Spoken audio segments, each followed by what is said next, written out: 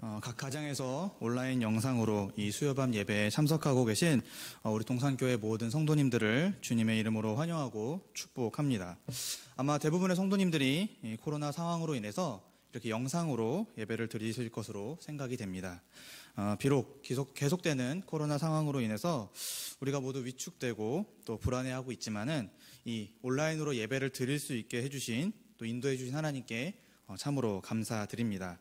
우리가 허락된 시간 속에서 예배를 통해 또 말씀을 통해 하나님의 위로와 평강이 있기를 바랍니다. 오늘은 고린도전서 2장 6절부터 16절을 통해 성령으로 깨닫는 하나님의 지혜라는 제목으로 말씀을 나누도록 하겠습니다.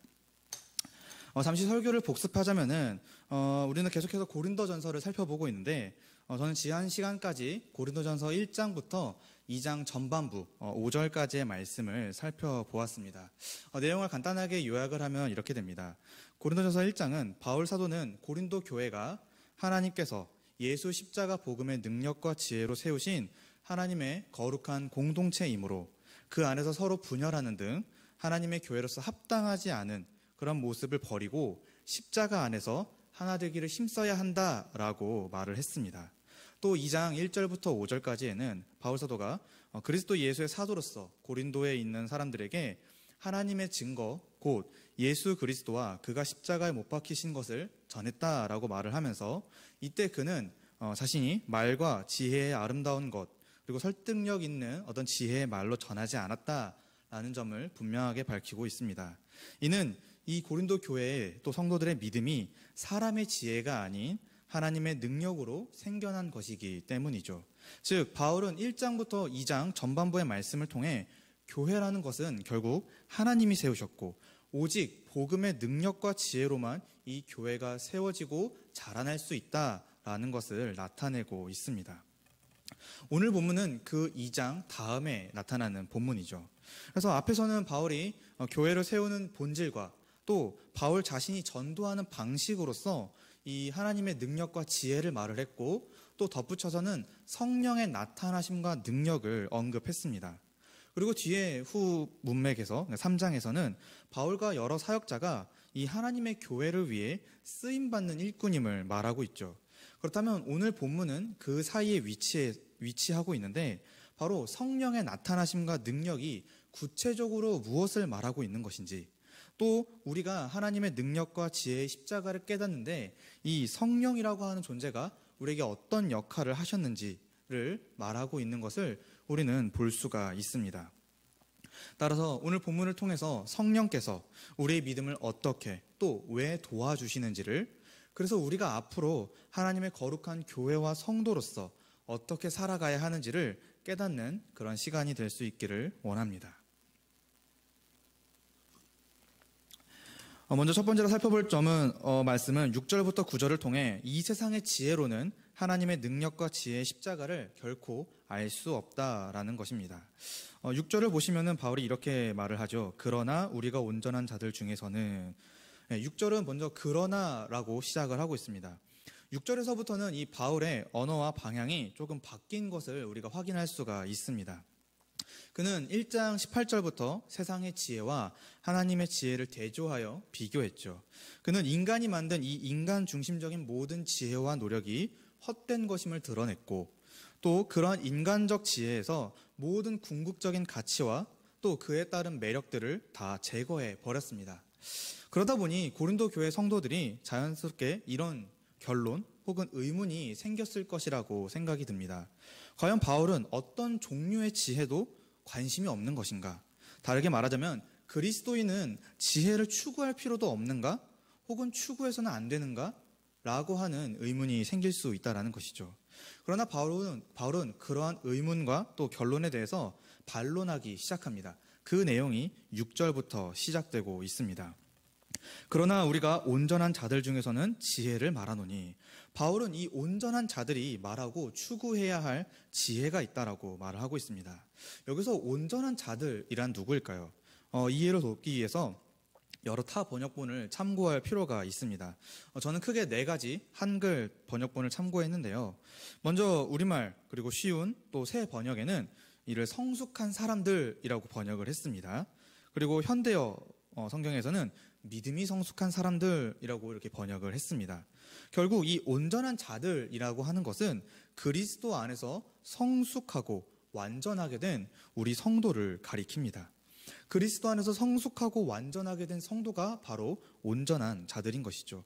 그렇다면 그들은 어떻게 만들어졌고 어떻게 탄생했습니까?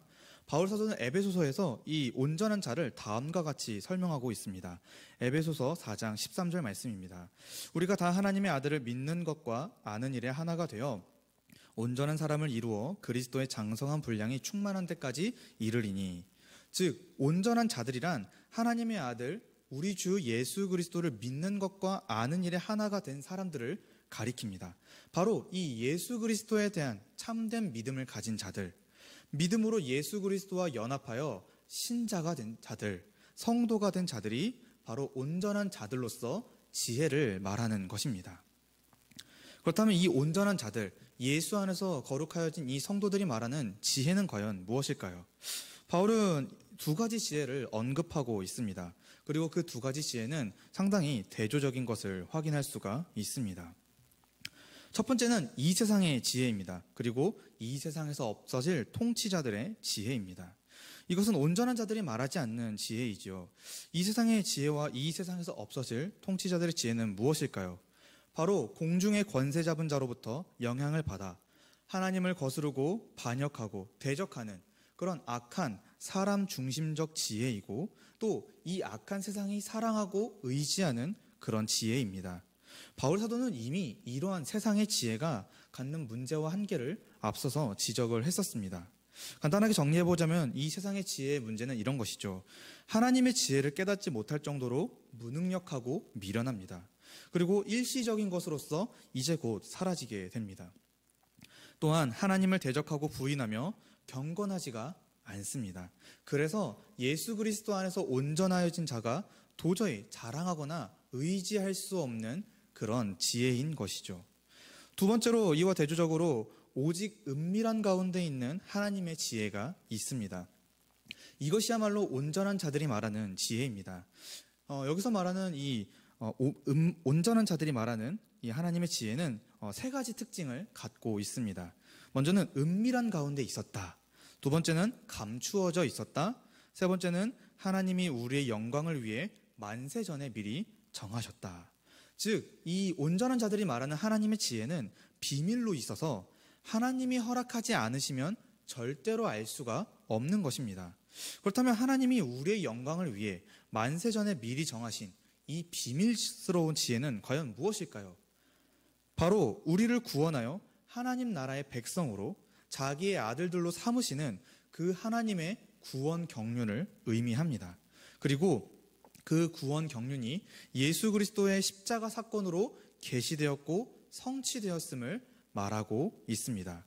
에베소서 1장 7절부터 10절의 말씀에 이 내용이 잘 기록되어 있습니다.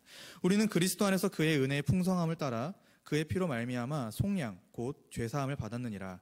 이는 그가 모든 지혜와 총명을 우리에게 넘치게 하사 그 뜻의 비밀을 우리에게 알리신 것이요 그의 기뻐하심을 따라 그리스도 안에서 때가 찬 경륜을 위하여 예정하신 것이니 하늘에 있는 것이나 땅에 있는 것이 다 그리스도 안에서 통일되게 하려 하심이라. 결국 이 온전한 자들이 말하는 지혜라는 것은 이 세상에서 썩어져 없어질 그리고 하나님을 대적하여 이 불의하고 불경건한 지혜가 아닌 우리의 구원과 영광을 위해 준비된 하나님의 지혜, 곧 예수 십자가 복음을 가리킨다라는 것을 우리는 쉽게 살펴볼 수가 있습니다. 8절에 보시면은 바울은 이제 이 세상의 지혜가 얼마나 한계가 있는지, 얼마나 무능력한 것인지를 설명하고 있습니다. 바울의 설명에 따르자면 이 세대의 통치자 중 한 사람도 이 하나님의 지혜를 깨닫지 못했다라고 지적하고 있습니다. 그 증거로 그들은 예수 그리스도를 십자가에 못 박는 불의한 일, 곧 하나님의 진리를 거부하는 죄를 범했죠. 만일 이 세상이 이 하나님의 지혜를 알 수 있었다면 영광의 주를 결코 십자가에 못 박지 않았을 것입니다. 또한 그 십자가를 미련하고 거리끼는 것으로 여기지도 않았을 것입니다. 이처럼 세상의 지혜는 하나님의 지혜를 깨닫지 못할 정도로 무능력하고 아주 무익합니다. 바울 사도는 이사야 64장 4절을 인용하면서 이 세상과 그 지혜의 한계를 지적하고 있습니다. 제가 한번 읽어보도록 하겠습니다. 주 외에는 자기를 앙망하는 자를 위하여 이런 일을 행하는 신을 예부터 들은 자도 없고 귀로 들은 자도 없고 눈으로 본 자도 없었나이다. 그래서 이 세상이 결코 하나님의 지혜를 깨닫지 못한다라고 하는 것을 거듭해서 강조하고 있는 것입니다. 사랑하는 성도님들, 이 세상에 속한 사람들은 미련하고 없어질 악한 세력이 유혹하는 이 헛된 지혜로 구원에 이르고자 합니다. 세상 사람들은 이 땅에서 얻을 수 있는 부와 명예로 자신을 치장하고 자랑하죠. 또는 철학과 인문학, 정치, 경제, 세계관, 가치관, 심지어는 다양한 모습으로 형태로서의 우상 숭배 등으로 하나님을 대적하고 자신들을 하나님보다 더 높이고자 합니다. 그러면서 자신들이 행하는 이 일들이 참으로 옳다고, 그것들이 참으로 자신들을 구원하는 지혜이고 능력이라고 착각하고 있죠. 그러나 온전한 자들, 곧 예수 그리스도를 믿음으로써 그 안에서 온전해진 성도인 우리는 그런 지혜를 의지하지도, 또 그러한 지혜에 현혹되지도 말아야 합니다. 오히려 그러한 지혜를 참된 지혜라 여기지도 않아야 하는 것이지요. 세상의 지혜가 어떤 면에서든지 결코 우리를 구원하거나 온전하게 하지 못하기 때문입니다. 그렇기 때문에 우리가 의지해야 할, 또 말해야 할 지혜는 오직 하나님의 지혜, 곧 예수 십자가 복음입니다. 이 복음이야말로 우리의 구원과 영광을 위해 이미 준비되었던 영광스러운 하나님의 지혜이며 오늘 우리를 살아가게 할 하나님의 거룩한 능력입니다. 그렇다면 오늘 우리는 이 말씀을 통해 어떻게 적용하고 또 행동해야 할까요?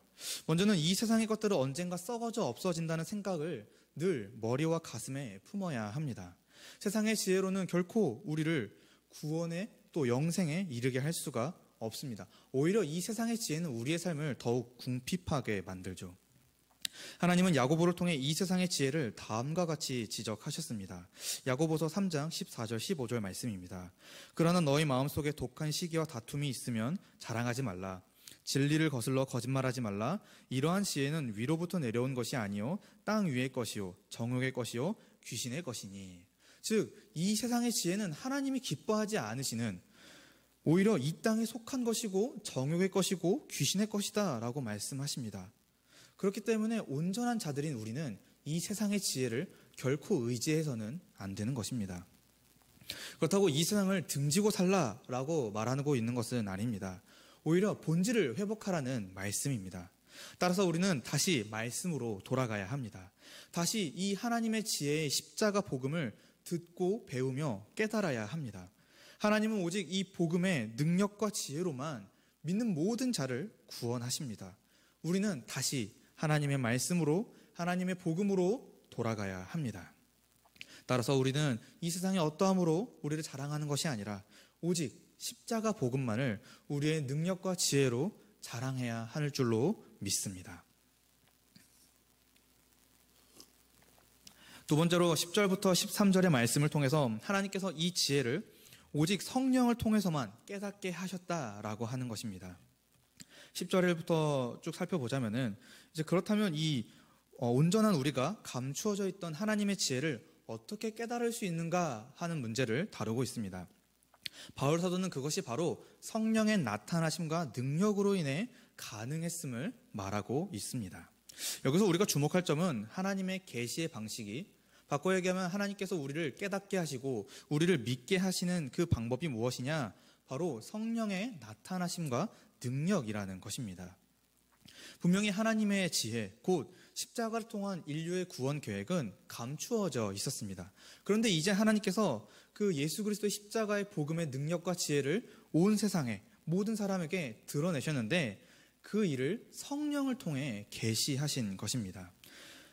10절 말씀에 보시면은 하나님이 성령으로 이것을 우리에게 보이셨으니 라고 기록되어 있습니다. 즉 누구든지 하나님이 보내신 이 성령을 통해, 또 성령을 통해서만 하나님의 지혜와 그분의 구원 경륜을 깨달을 수가 있는 것입니다. 하나님께서 이처럼 성령을 통해 말씀하시는, 또 깨닫게 하시고 믿게 하시는 까닭이 무엇일까요?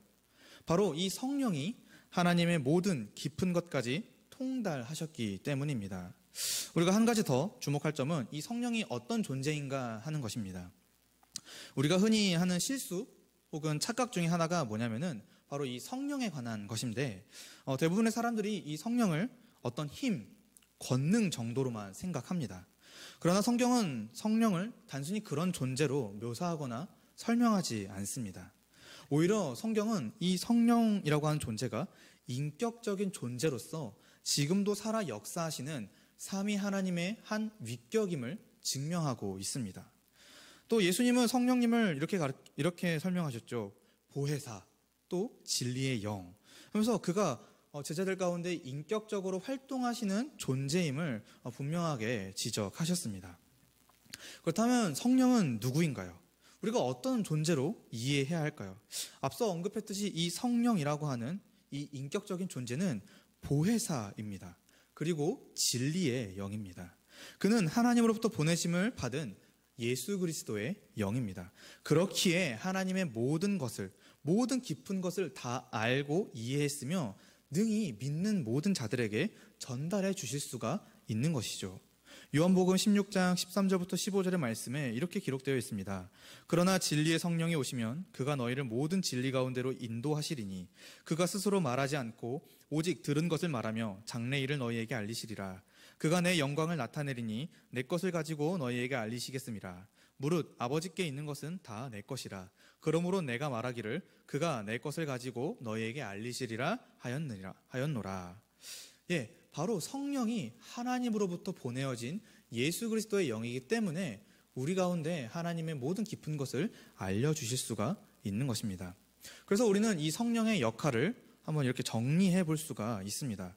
제가 성도님들의 이해를 돕기 위해서 최대한 간단하게 성령의 역할과 사역을 정리해 보았습니다. 먼저 성령은 진리를 증언하십니다. 그리고 우리를 거듭나게 하십니다. 또 우리 안에 믿음이 생기게 하시고 구원을 확신하게 합니다. 우리의 의로움을 보증하시며 우리를 하나님의 자녀로 살아가게 하십니다. 바로 이 성령이라고 하는 존재가 우리의 구원의 전반적인 과정에 적극적으로 참여하여 일하고 계심을 우리는 살펴볼 수가 있습니다. 바울 사도는 11절의 비유를 통해 이러한 계시의 원리를 잘 설명하고 있습니다. 사람의 일은 그 사람의 속에 있는 영혼 외에는 아무도 알 수가 없죠. 마찬가지로 하나님의 일, 곧 그분의 지혜와 능력, 곧 그분의 구원 경륜은 오직 하나님께 속한 것이므로 하나님이 우리에게 알려주셔야만 합니다. 그리고 하나님이 우리에게 알려주신 방법은 바로 성령 하나님을 통한 계시이고 조명하심입니다. 바꿔 얘기하면 하나님의 지혜는 하나님이 허락하실 때 하나님의 방식으로만 깨달을 수가 있습니다. 그리고 그 방식은 우리 주 예수 그리스도의 영이신 성령을 통해서입니다. 12절부터 13절을 좀 보자면은 현재 우리는 누구로부터 영을 받았는가 하는 문제를 또 바울이 언급하고 있습니다. 우리가 누구로부터 영을 받았는가? 바로 우리 하나님으로부터, 또 우리 주 예수 그리스도로부터 그의 영을 받았다라고 바울이 설명하고 있죠. 이 설명은 로마서 8장 15절의 말씀을 좀 갖고 와서 더 붙여서 설명할 필요가 있습니다. 너희는 다시 무서워하는 종의 영을 받지 아니하고 양자의 영을 받았으므로 우리가 아빠 아버지라고 부르짖느니라.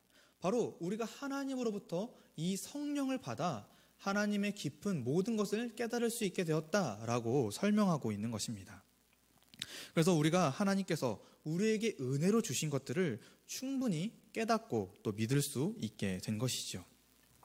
성령께서 우리 안에 거하시면서 우리에게 하나님의 진리를, 그리스도의 말씀을 바르게 분별하여 받아들일 수 있도록 적극적으로 일하고 계십니다. 바울 사도의 말대로 성령을 받은 우리는 온전한 자로서 사람의 말이 아닌 오직 성령의 나타나심과 능력을 따라 영적인 일을 능히 분별할 수가 있는 것입니다. 사랑하는 성도님들, 그렇다면 우리가 이 영을, 이 하나님의 영이신 성령을 언제 받았을까요? 바로 우리 주 예수 그리스도에 대한 믿음을 고백한 순간 받았습니다. 요한복음 7장 39절에 예수님께서 이렇게 말씀하셨습니다. 이는 그를 믿는 자들이 받을 성령을 가리켜 말씀하신 것이라. 믿는 자들이 받을 성령입니다. 또 사도행전 2장 17절과 21절에 하나님이 말씀하시기를 말세에 내가 내 영을 모든 육체에 부어주리니 너희의 자녀들은 예언할 것이요 너희의 젊은이들은 환상을 보고 너희의 늙은이들은 꿈을 꾸리라. 누구든지 주의 이름을 부르는 자는 구원을 받으리라 하였느니라. 예, 우리가 믿을 때에 이 하나님의 영이신 성령을 받게 된 것입니다. 그리고 그것을 세례라고 하는 거룩한 의식을 통해 확증한 것이죠. 이후 우리는 알게 모르게 안에서부터 하나님이 기뻐하시는 거룩한 열매 맺기를 원하고 힘쓰며 살아가게 됩니다. 이것이 우리가 성령을 받았다고 하는 증거입니다. 사실 앞서 말한 이 증거는 우리의 내적인 증거고 주관적인 증거입니다. 이 외에도 성령을 우리가 받았다, 또 성령이 일하고 계신다 하는 외적인 증거가 있는데, 성령의 나타나심과 능력으로 말미암아 온 땅에 주의 복음이 전파되기 시작됐습니다.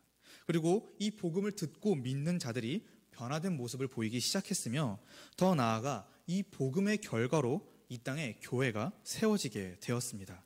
이 모든 것이 바로 하나님께서 성령을 통해 믿는 모든 자에게 역사하신 결과다라고 우리는 충분히 생각해 볼 수 있을 것입니다.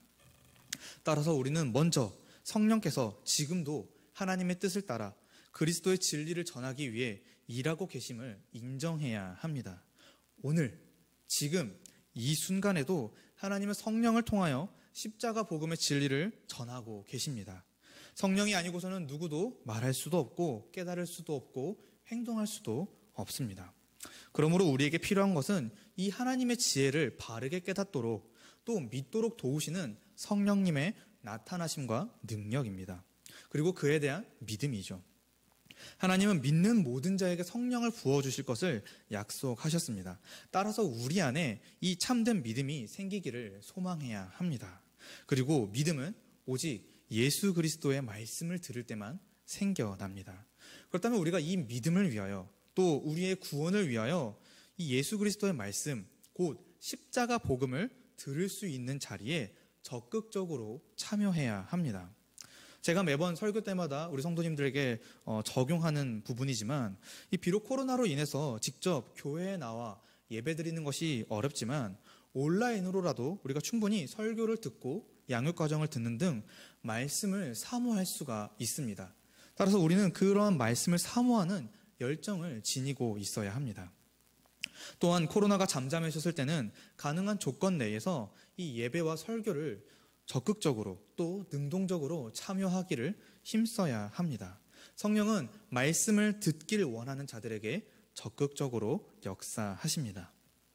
따라서 우리 모든 성도님들이 오직 성령을 의지할 때 비로소 하나님의 진리를 깨달을 수 있다는 사실을 분명하게 알고 확신할 수 있기를 바랍니다. 세 번째로 14절에서 16절의 말씀을 통해 우리는 모두 예수 그리스도 안에서 신령한 자로서 하나님의 진리를 깨닫는다라고 하는 점을 살펴보도록 하겠습니다. 14절부터 16절은 이제 이 2장의 결론이자 또 정리 문단입니다. 여기서는 사도 바울이 두 존재를 대조하고 있습니다. 육에 속한 사람과 신령한 자가 그러하죠. 먼저 육에 속한 사람은 하나님의 성령이 없기에 하나님의 진리를 깨닫지 못합니다. 도리어 그것을 어리석고 거리끼는 것으로 여기죠. 이는 하나님의 진리는 하나님께 속한 영적인 일이기 때문입니다. 그러나 이와 반대로 신령한 자는 곧 예수 그리스도를 믿음으로써 그 안에서 온전해졌기 때문에, 또 바꿔 얘기하면 그 안에서 성령을 받았기 때문에 하나님의 진리를 바르게 깨닫고 심지어 그것을 믿고 의지하며 살아갈 수가 있습니다. 그리고 그러한 신령한 자는 아무에게도 판단을 받지 않습니다. 근데 여기서 아무에게도 판단을 받지 않는다라고 하는 것은 실제로 다른 사람에게서 어떠한 평가나 판단을 받지 말라는 의미는 아닙니다. 이것은 신자는 하나님의 모든 깊은 것을 통달하신 성령을 지녔기에 또 받았기에 또 성령이 우리 안에 거하시기 때문에 다른 사람의 판단이 필요하지 않다는 뜻입니다. 즉 이미 우리 안에 진리를 바르게 분별할 수 있는 성령이 계셔서 이미 하나님의 진리를 충분히 깨닫고 믿게 하심으로 더는 다른 지혜를 필요로 하지 않는다라고 설명하고 있는 것입니다. 16절에 누가 주의 마음을 알아서 주를 가르치겠느냐 라고 하면서 바울이 말씀을 맺죠. 여기서 주의 마음이라고 하는 것은 이제 헬라어로 누스라고 하는 단어를 사용했는데, 이 단어는 마음이라고 하면은 약간 감정적인 것들을 생각할 수가 있는데, 이 누스라는 단어는 감정보다는 이성적 사고를 의미합니다. 즉 주의 마음이란 이렇게 얘기했을 때는 주님에 대한 지식, 올바른 지식을 가리키는 것이죠. 그래서 누가 주의 마음을 가지고 이렇게 얘기하는 것은 누가 주님에 대한 이 올바른 지식을 가지고, 또 바꿔 얘기하면은 누가 하나님의 그 모든 깊은 것을 깨달아, 하나님의 지혜와 능력을 깨달아 믿어 누가 그리스도를 가르칠 수 있겠느냐라고 말하고 있는 것입니다. 사랑하는 성도님들, 바로 우리가 예수 그리스도를 알아, 하나님의 구원 경륜을 깨달아 믿어 그것을 전하고 가르칠 수가 있는 것입니다. 이는 성령께서 우리를 신령한 자가 되게 하여 바르게 분별할 수 있도록 도우셨기 때문이죠. 우리가 바로 신령한 자로서 주의 마음을 알아 주의 복음을 가르칠 수가 있는 것입니다. 사랑하는 성도님들, 그렇다면 우리는 이 말씀을 통해 어떻게 또 적용하기를 원합니까? 먼저 현재 내가 어디에 속한 사람인지를 분명하게 해야 합니다. 우리 성도님들은 지금 어디에 속해 계십니까? 또 어디에 속하기를 원하십니까? 육에 속한 사람입니까? 혹은 신령한 자이십니까? 저는 우리 모든 성도님들이 이 신령한 자에 이미 속해져 있기를 간절히 원합니다. 그리스도 안에서 성령을 받은 이 신령한 자는 누구든지 하나님의 지혜를 바르게 깨달을 수가 있습니다. 그리고 성령을 의지하여 무엇이든지 바르게 분별할 수 있습니다. 더는 이 분별하고 판단하는 일에 세상의 지혜와 세상의 기준이 필요로 하지 않습니다. 오직 성령이 우리 가운데 말씀하시고 깨닫게 해주심으로 우리는 그것을 믿고 의지하여 담대하게 행동하고 순종할 수가 있는 것입니다. 그러나 종종 이 세상의 기준과 또 평가와 그리고 그 크기가 우리의 이성과 판단을 흐리고 심지어 이 복음에 대한 믿음과 확신을 다소 모호하게 만들 때가 있습니다. 그러나 사랑하는 성도님들, 신령한 자, 곧 그리스도 안에서 온전하여진 성도는 그런 것들에 현혹되지 않아야 합니다. 그리고 그런 것들에 현혹될 수가 없습니다. 비록 세상 사람들이 우리의 삶을 비방하거나 우리의 교리를, 우리가 믿고 있는 바를 미련하다고 말할지라도 우리는 성령이 주시는 바른 분별력과 또 견고한 믿음으로 끝까지 주와 복음을 위해 살아가야 하는 것입니다. 따라서 우리가 이미 성령을 받아 하나님의 모든 깊은 것을 깨달을 수 있는 신령한 자가 되었음을 굳게 확신하시기를 바라겠습니다. 말씀을 맺습니다. 사랑하는 성도님들, 우리는 성령의 역사하심을 통해서 십자가의 신비, 곧 하나님의 지혜를 깨달을 수가 있었습니다. 오늘 본문의 내용을 크게 또 세 가지로 다시 또 정리해 보도록 하겠습니다. 먼저 이 세상의 지혜로는 하나님의 지혜와 능력을 바르게 또 온전하게 깨달을 수가 없습니다. 두 번째로 오직 하나님이 보내주신, 하나님이 허락하신 이 성령을 통해서만 하나님의 모든 깊은 것, 하나님의 진리를, 하나님의 지혜와 능력인 십자가 복음을 깨달아 믿을 수가 있습니다. 세 번째로 우리는 모두 예수 그리스도에 대한 믿음으로 말미암아 성령을 받아 이미 신령한 자, 곧 온전한 자가 되었고 변화되었으므로 하나님의 지혜를 충분히 깨닫고 믿으며 이제 그것을 담대하게 전하며 순종하며 살아갈 수가 있습니다. 이렇게 해서 고린도전서 2장까지의 내용을 함께 살펴보았습니다. 바울 사도는 십자가 복음을 떠나 분쟁하는 이 하나님의 교회로서는 다소 정상적이지 않은 고린도 교회의 모습을 안타까워하면서 이 편지를 썼습니다. 오늘날 이 시대의 교회는 어떻습니까? 코로나19로 인해 여러모로 교회가 위축되고 힘든 상황입니다. 알게 모르게 또 생각하지 않았던 크고 작은 문제가 계속해서 발생하면서 교회와 성도의 믿음을 조금씩 흔들고 있는 것을 우리가 조심스럽게 생각해 볼 수가 있습니다. 이럴 때일수록 다시 한번 말씀으로 돌아가야 합니다. 그리고 오늘 본문의 말씀을 따라서 그 말씀을 깨닫게 해주시는, 또 그 말씀을 믿고 그 말씀에 능히 순종할 수 있게 해주시는 성령님의 도우심을 간절히 구해야 합니다. 사랑하는 성도님들, 하나님은 선하신 분이시며 신실하신 분이십니다. 말씀하신 대로 믿는 모든 자에게 성령을 부어주셨고 또 그 성령을 통해 우리를 바른 길로 인도하시고 온전하게 통치하실 것입니다. 그리고 이미 그 통치가 교회를 통해 실현되고 있습니다. 우리는 이것을 믿기에 이 코로나19라고 하는 어렵고 불안하고 힘든 상황 속에서도 하나님께 감사와 찬양과 경배를 드릴 수가 있습니다. 사랑하는 성도님들, 계속되는 이 코로나19 팬데믹으로 인해 걱정과 불안과 또 염려가 생기겠지만은 하나님은 지금도 성령을 통해 또 예수 십자가 복음의 능력과 지혜를 따라 우리 교회와 성도들을 보호하고 계십니다. 그리고 통치하고 계십니다. 그렇게 우리는 이 어려운 시기에도 성령을 의지하여 하나님의 뜻을 깨달아 순종해가는 성도가 되기를 바라야 합니다. 그리고 그 일을 위해 온 힘을 다해야 합니다. 사랑하는 성도님들, 말씀을 통해 이 시대를 살아가게 할 능력과 지혜가 주어진다라고 하는 사실을 성령께서 그 지혜를 하나님의 뜻을 위하여 그 지혜를 깨닫게 해주시고 믿게 해주시고 그 지혜에 순종하며 살아가게 해주심을 우리 모두가 이 말씀을 통해 굳게 확신할 수 있기를 원합니다.